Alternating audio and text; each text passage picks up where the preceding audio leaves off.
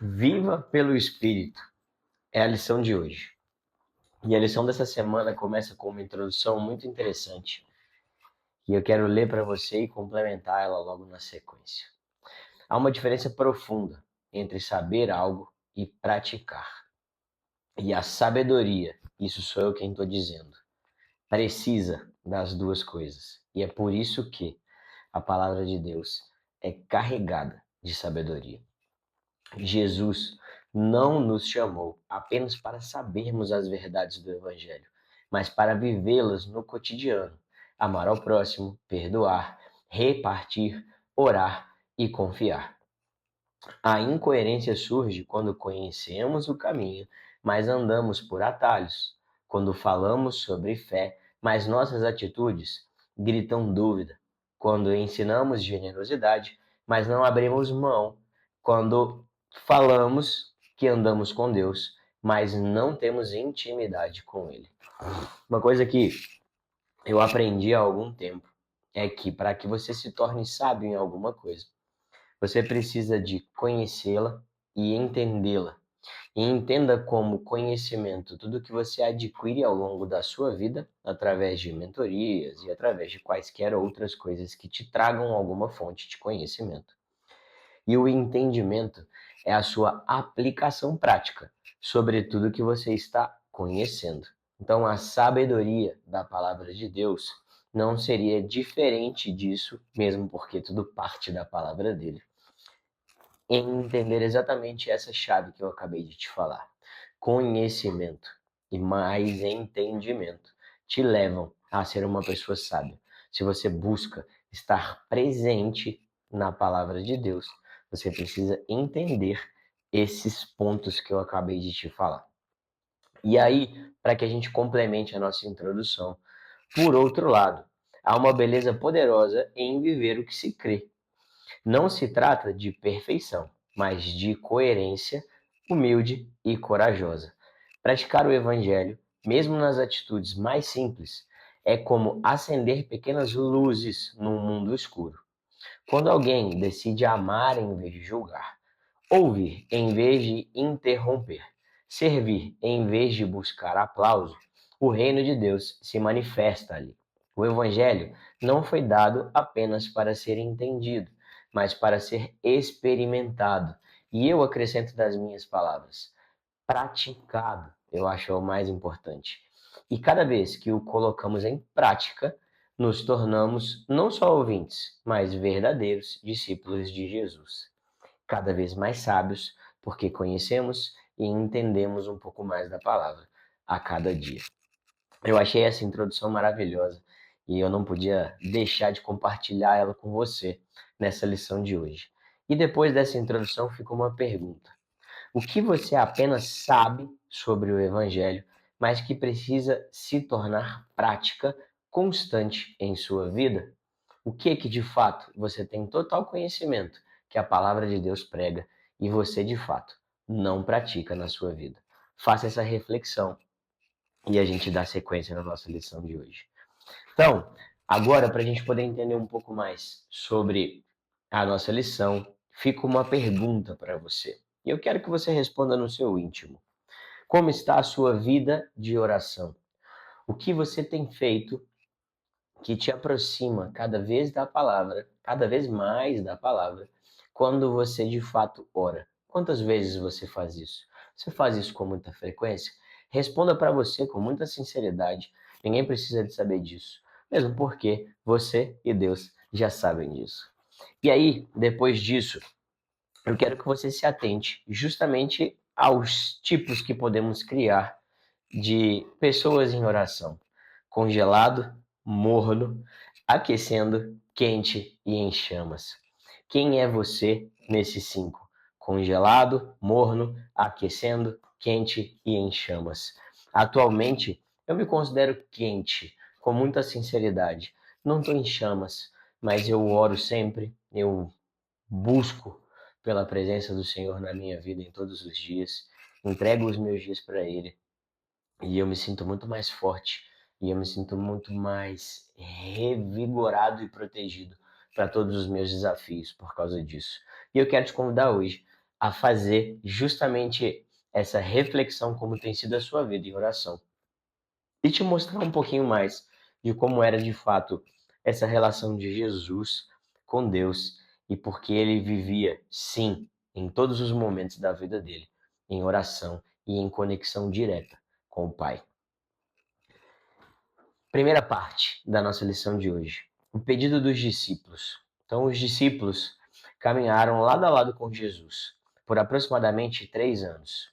No dia a dia, tiraram algumas dúvidas com o mestre e pediram ajuda para algumas dificuldades. Em certas ocasiões, pediram explicações sobre algumas parábolas ou sobre o fim dos tempos. Pediram ajuda para aumentar a fé deles. Entretanto, essa parte é muito curiosa. Há um pedido feito pelos discípulos que chama a atenção. Os estudiosos afirmam que se trata de um pedido único, feito pelos discípulos, um pedido direto, sem contexto prévio. Imagine você caminhando lado a lado com Jesus e podendo pedir ou perguntar qualquer coisa para ele. E aí fica a pergunta para vocês hoje: o que você pediria a Jesus se estivesse no lugar dos discípulos? Qual foi esse pedido único e especial feito pelos discípulos? E a gente vai falar sobre ele agora, nesse exato momento. Mas o que você pediria a Jesus se estivesse no lugar dos discípulos? Se faça essa pergunta. Se você tivesse a oportunidade de pedir para o nosso Salvador alguma coisa, o que você faria? O que você pediria? Essa pergunta está diretamente relacionada e ligada a quem é você. Investiga isso e você vai encontrar muitas respostas na sua vida. Então, o pedido dos discípulos em Lucas 11, versículo 1, é o seguinte: Senhor, ensina-nos a orar. Se destaca entre os demais, sendo que muitos estudiosos consideram um pedido único em seu conteúdo e motivação, diferindo significativamente de outros pedidos por ensinamentos ou explicações. Então, repara que nesse versículo e nessa passagem de Lucas 11, versículo 1, os discípulos pedem: ensina-nos a orar. Eles caminhavam com o Pai, com Cristo Jesus, em todos aqueles momentos. Eles deveriam saber fazer aquilo, mas queriam fazer como Cristo fazia. Prestem atenção. Em outros episódios, como explicações de parábolas, os discípulos estão geralmente confusos com o que Jesus disse e pedem esclarecimento, não pedem ensinamento. Em Lucas 11, versículo 1, porém, não houve ensino prévio sobre a oração naquele momento. O que motivou o pedido foi ver Jesus orando. Eles queriam fazer como ele fazia. Ou seja, o pedido nasceu da observação da vida de oração de Jesus e não de um conteúdo que eles não entenderam. Percebem? Eles queriam fazer o que muito se fala hoje nessa modernidade em que vivemos, que seria modelar Jesus. Eles querem pegar o que ele fazia e, obviamente, adaptar para a vida deles, buscando o que seria a melhor forma de orar em direção a Deus. Destaque para essa parte. Esse é o único momento em que os discípulos pedem diretamente: ensina-nos a orar, no caso. Então, o pedido revela admiração pela intimidade de Jesus com o Pai. Eles não queriam apenas aprender uma oração, mas orar como Jesus orava. Lembra? Acabei de falar. Modelagem. Com profundidade, realidade e conexão. Enquanto os outros pedidos são muitas vezes intelectuais, pedindo explicação, ou emocionais, pedindo para que aumentasse a fé deles diante de todo o cenário que vinha acontecendo e qualquer coisa que estivesse acontecendo, esse é relacional e prático. Eles pedem por ensinamento. Se você estiver comigo e estiver entendendo, existe uma diferença muito grande. Quando eles pedem o ensinamento, eles querem o aprendizado sobre aquilo. Lembra do que eu falei no início dessa lição? Eles querem conhecer e entender para se tornarem sábios em oração. E isso é muito lindo da gente entender. E era isso que eles estavam buscando. Então, a vida de oração de Jesus chama tanto a atenção daqueles homens que eles ficam intrigados e motivados. De alguma maneira, os discípulos percebem que quando eles tentavam orar, não tinham profundidade e nem intimidade. Além disso, percebem que a intimidade de Jesus com o Pai era a fonte que o tornava tão poderoso e diferente das demais pessoas. Eles querem aprender a viver como Jesus e vão direto à fonte. Nos ensina a orar. Eles pedem diretamente para Jesus sobre isso que eles estavam querendo. Portanto, fica uma pergunta para essa nossa parte. Voltando ao termômetro da oração, sua vida de oração se parece com a vida de oração em Jesus? Responda com sinceridade. Você tem assunto e intimidade com o seu Pai? Sua vida de oração interfere no seu nível de conexão e autoridade espiritual? Quem é você quando ninguém vê? Essa é a grande pergunta. O que você faz quando você está entre quatro paredes, com essa conversa tão franca que você pode ter com Deus e que na grande maioria das vezes você não tem? Essa pergunta é chave. Continuando.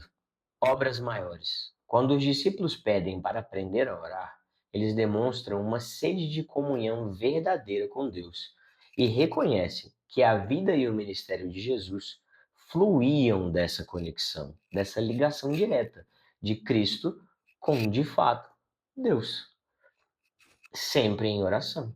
Então, a oração para Jesus não era uma atividade religiosa, mas o coração da missão. Ao pedirem para orar como ele, os discípulos estavam, na verdade, buscando participar das mesmas obras que viam em seu mestre: curas, palavras cheias de sabedoria, direção clara e poder sobre as trevas. Caminhar diante da palavra, no meu entendimento, e não da lição que eu estou lendo para vocês agora, é exatamente conhecê-la e praticá-la. Através da oração, nós conseguimos um alinhamento diante de tudo que conhecemos e entendemos da palavra. São necessárias essas três coisas para que caminhemos diante de Deus com as ordenanças dele.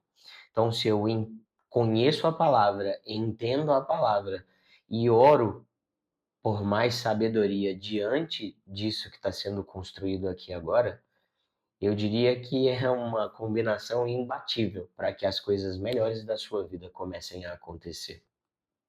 Em João 14, o versículo 12, diz o seguinte: Digo a verdade, aquele que crê em mim fará também as obras que tenho realizado.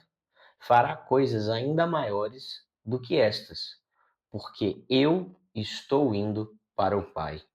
Esse versículo diz muito sobre como devemos ser conduzidos pela palavra para conduzirmos as nossas vidas. Eu acho que fica muito claro de entender: aquele que crê em mim fará também as obras que tenho realizado.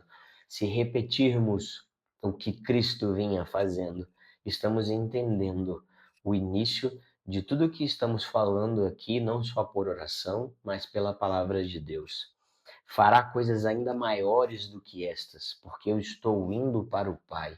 Ou seja, ele estava saindo daqui para que nós assumíssemos essa posição de governo e assumíssemos, desde que dignos para isso, essa posição de fazedores de boas obras. No Evangelho de João, no decorrer dos capítulos 14 e 16, Jesus deixa claro como isso seria possível: através da vinda do Espírito Santo, o Consolador. Ele diz que o Espírito nos guiaria em toda a verdade e nos ensinaria todas as coisas e nos lembraria dos seus ensinamentos. Vocês estão entendendo, né? Aonde a gente está, opa, desculpa, chegando. Em outras palavras, a oração ensina por Jesus e a presença do Espírito capacitam os seus seguidores a viverem como ele viveu. e fazerem o que ele fez. E até mais, porque agora seria uma multidão de filhos e filhas, cheios do Espírito, alcançando o mundo. Desculpa.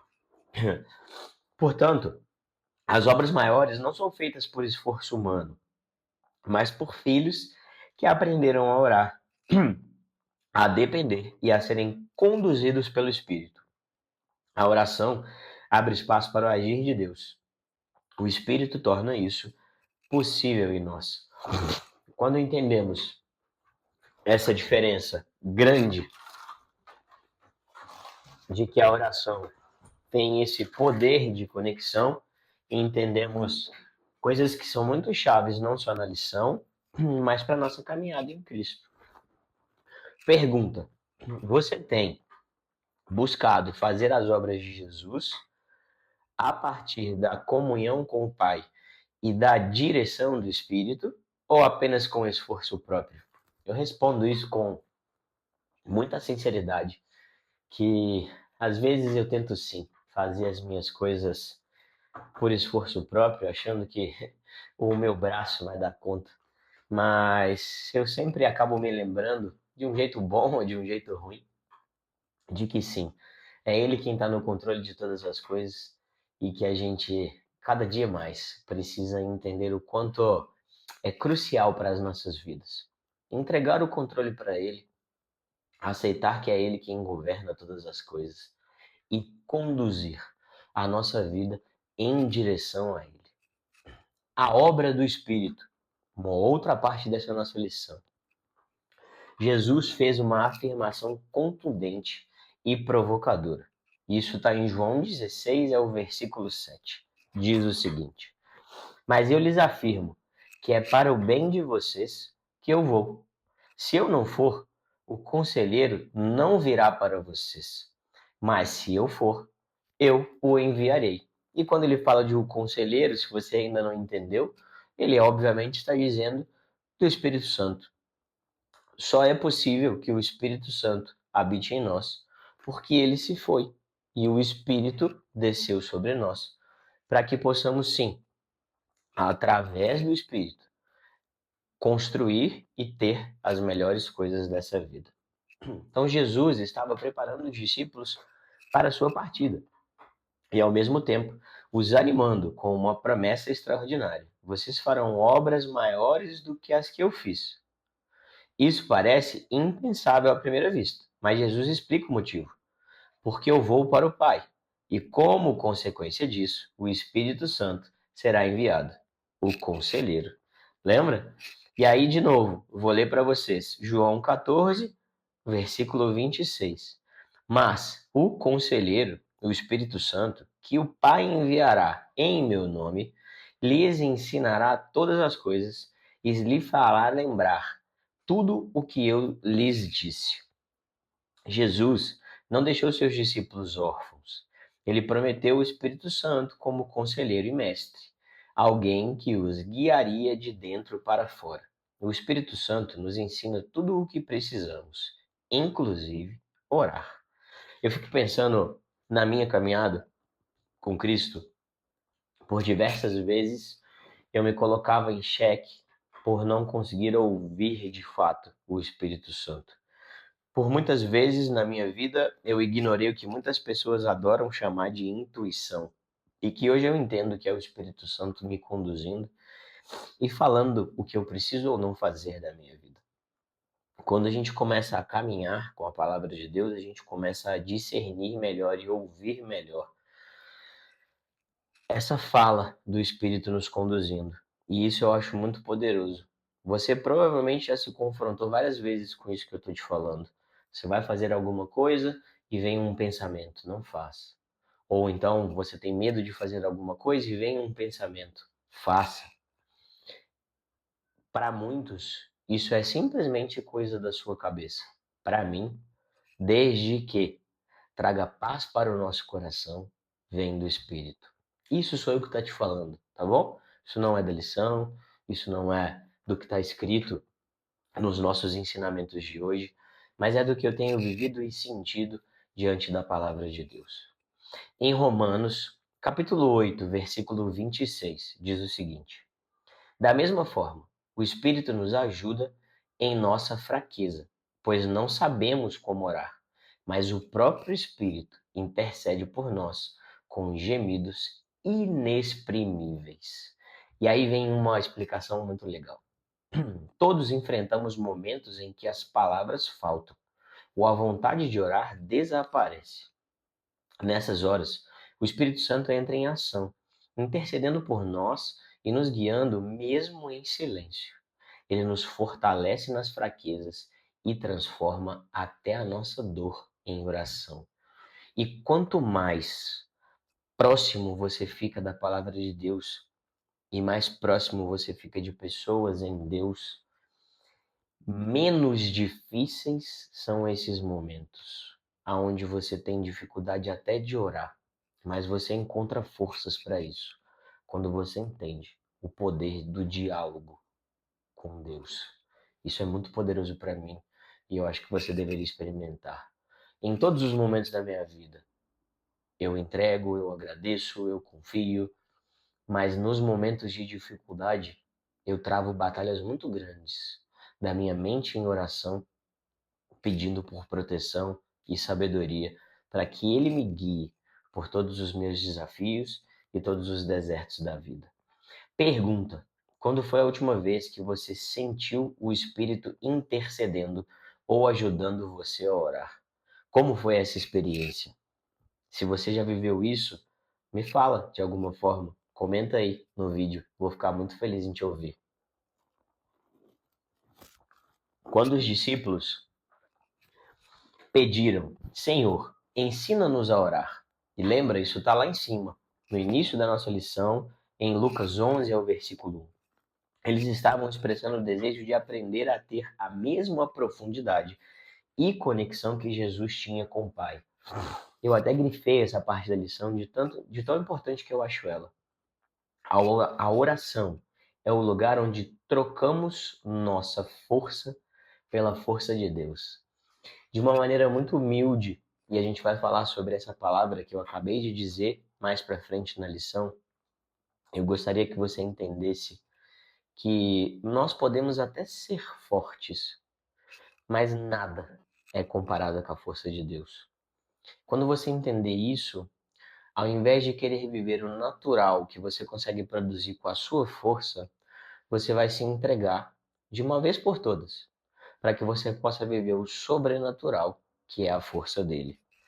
Isso sou eu quem estou falando de novo. Isso não está na lição.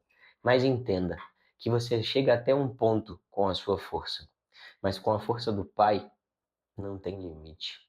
Acredite. É ali que reconhecemos nossa limitação e abrimos espaço para o Espírito nos guiar. Quem tem uma vida de intimidade e devoção está se colocando sobre o governo do Espírito e não da carne. Como você tem governado a sua vida? Com as suas próprias mãos ou com o melhor guia de todos? Fica a pergunta, e ela não é uma pergunta da lição. Gálatas 5, versículo 16. Por isso digo: vivam pelo Espírito, e de modo nenhum satisfarão os desejos da carne. Jesus prometeu que o Espírito Santo nos guiaria a toda a verdade. Isso está em João 16:13. E nos capacitasse a continuar a sua missão. João 14, dos versículos 12 até o 17, diz sobre isso. O apóstolo Paulo reforça: viver pelo Espírito significa andar em sintonia com Deus em todos os momentos. É viver em fé, que respira no dia a dia, onde cada escolha é moldada pela presença do Espírito e não pelos impulsos do ego. O que você tem feito da sua vida te leva em direção a estar mais próximo da palavra de Deus ou mais distante? É simples. Se o que você faz te tira do rumo, te traz um distanciamento da palavra do Pai, corre disso que você está fazendo. Está errado. Não faça isso. O fruto do Espírito. Gálatas 5, dos versículos 22 até o 23. não nasce do esforço, mas da permanência. Uma vida de oração nos alinha ao Espírito. E essa sintonia produz ações visíveis: amor, bondade, domínio próprio e várias outras. Quando oramos e ouvimos o Espírito, somos levados a servir, a amar e a evangelizar, não por obrigação, mas como consequência natural de quem está cheio da presença de Deus. Eu gosto muito de falar que, sim, nós não temos a obrigação de fazer o que fazemos quando pregamos a palavra de Deus. Mas se você é capaz de reconhecer os benefícios que ela traz para você, naturalmente você vai querer fazer isso pelos seus próximos. Isso é uma coisa que hoje eu enxergo de uma maneira muito clara e muito natural na minha vida. Eu preciso, quando eu tenho a oportunidade, falar de Deus para as pessoas. Pergunta: você tem vivido na carne ou no espírito? O que pode mudar no seu dia a dia para você viver mais no espírito? Se pergunte isso. Você tem vivido só dos seus desejos ou de amar e servir ao próximo? Essa é uma pergunta interessante. Por que muitos não oram? É óbvio que orar é importante, fundamental e transformador. Mas por que tantas pessoas têm dificuldade de orar? E por que tantos têm uma vida devocional tão rasa e incipiente? E aí fica uma pergunta para você. Por que tantas pessoas de fato têm dificuldade de orar com consistência? São inúmeras as razões. Eu enxergo algumas, às vezes até por não conhecimento, ou às vezes até por não entendimento de que a oração é algo muito simples, mas são vários os limitadores. Apesar de orar ser uma prática poderosa e transformadora, muitas pessoas, inclusive cristãos sinceros, têm dificuldade em manter uma vida de oração constante. Isso acontece por uma combinação de motivos que as pessoas reconhecem e motivos inconscientes que ela sente, mas nem sempre percebe. E aí a gente vai listar alguns principais aqui. Ouçam com atenção.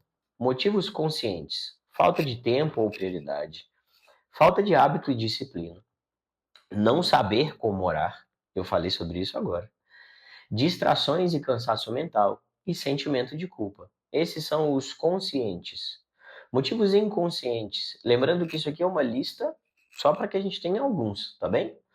Motivos inconscientes: imagem distorcida de Deus, autossuficiência disfarçada, feridas espirituais ou emocionais, medo de confronto interior e desconexão entre fé e vida prática.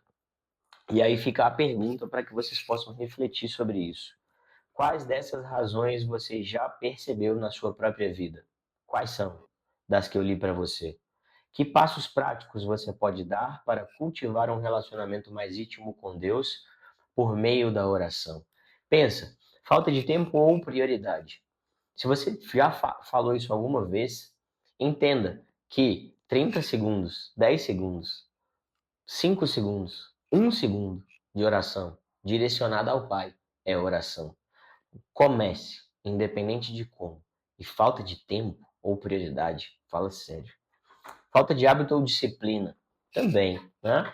A gente pode falar muito sobre isso, mas não vou ficar me estendendo. Não saber como orar. Deus, obrigado pelo dia de hoje, por tudo que o Senhor fez por mim. Em nome de Jesus, amém. Acabei de orar, tá bom? Deus, abençoe a minha família. Em nome de Jesus, amém. Orei de novo. Pai, peço por proteção no dia de hoje, que o Senhor conduza todas as coisas que aconteçam na minha vida, que diante de todos os obstáculos o Senhor esteja na frente de mim e diante de todos os acontecimentos o Senhor governe sobre todas as coisas. Em nome de Jesus, amém. Em menos de 2 minutos eu acabei de fazer várias orações. Você não tem desculpa para não poder orar e estar mais perto da palavra de Deus.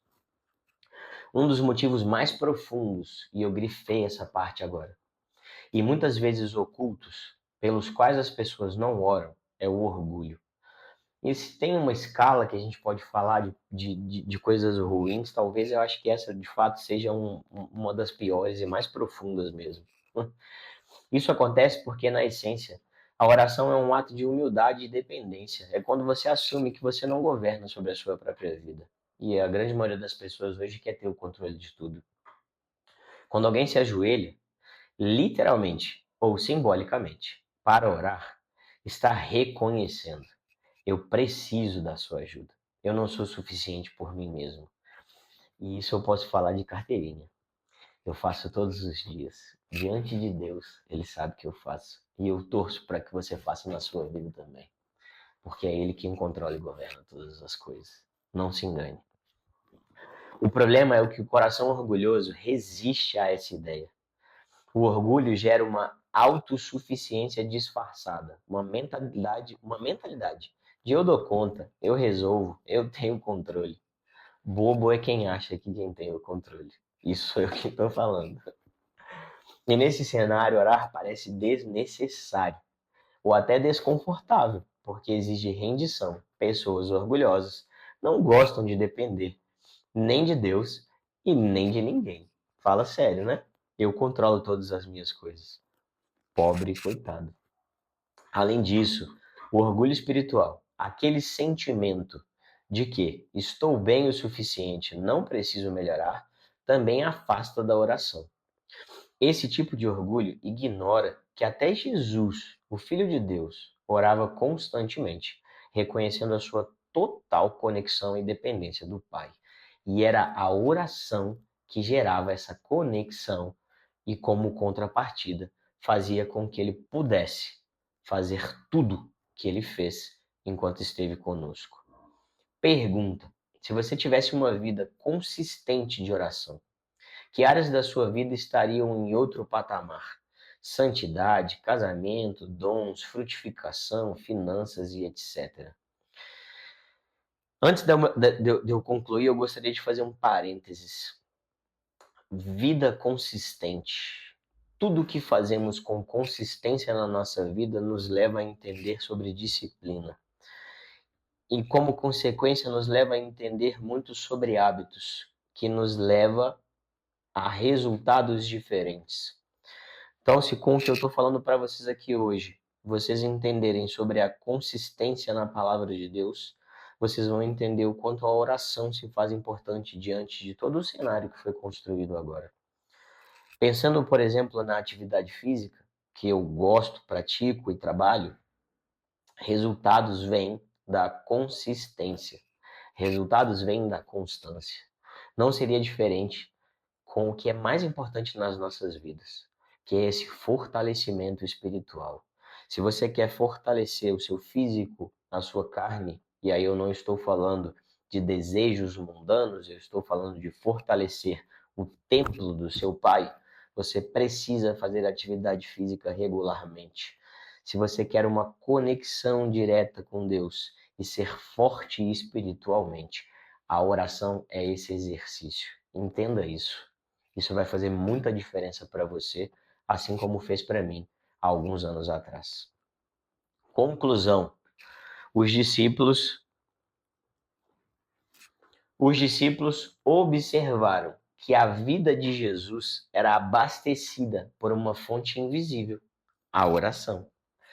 Eles perceberam que o poder, a sabedoria e a paz que viam nele vinham de sua comunhão com o Pai.